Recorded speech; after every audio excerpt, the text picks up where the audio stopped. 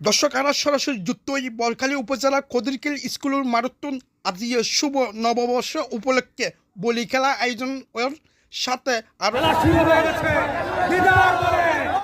উপস্থিত হয়েছেন প্রান্তীয় নেতা এরশাদুল্লাহ ভাই, অনেক নেতৃবৃন্দ এবং আপমর জনসাধারণ।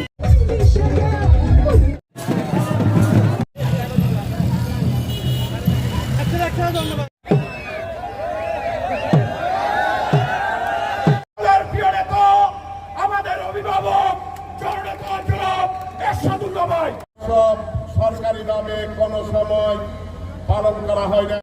বাংলাদেশ জাতীয়বাদী দলকে সংগঠিত করে আমাদের সব প্রিপারেশন আমাদের সম্পূর্ণ। বিশেষ করে বৈশাখী মেলা যারা উপস্থিত হয়েছেন সকলকে আমি নববর্ষের শুভেচ্ছা জানাচ্ছি। বলি খেলা যে উদযাপন করা হচ্ছে সেই বলি খেলার জন্য আজকে অনেক দর্শক এখানে সমবেত হয়েছে। এর এই বলি খেলার শুভ উদ্বোধন ঘোষণা করছি।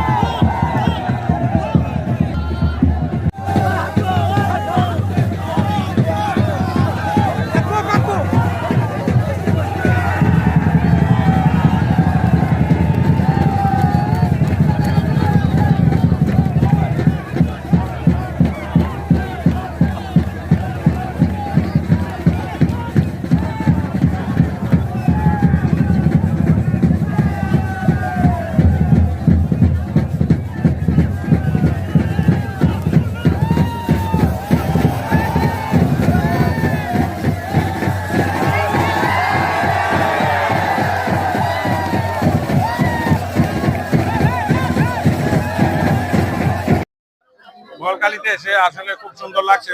পয়লা বৈশাখ উপলক্ষে আসছে এখানে, পয়লা বৈশাখ এবং বলিখেলা বৈশাখী মেলা দুটাই আনন্দ একসাথে হয়েছে। আচ্ছা, দিদার বলি আপনাকে তো সবাই এই নামেই ডাকে, এটা আপনার শুনতে কেমন লাগে? আসলে আমার খুব ভালো লাগে দিদার বলি নামে পরিচিতি, তখন অবশ্যই আমার ভালো লাগে। আমি 14 বারের চ্যাম্পিয়ন, চট্টগ্রাম যোগ নবা একক 14 বছর চ্যাম্পিয়ন, 14 বছরের চ্যাম্পিয়ন আমি এখনো আছি রানিং। ইনশাল্লাহ 2001 থেকে আমাকে এখনো পরাজিত করতে পারে নাই।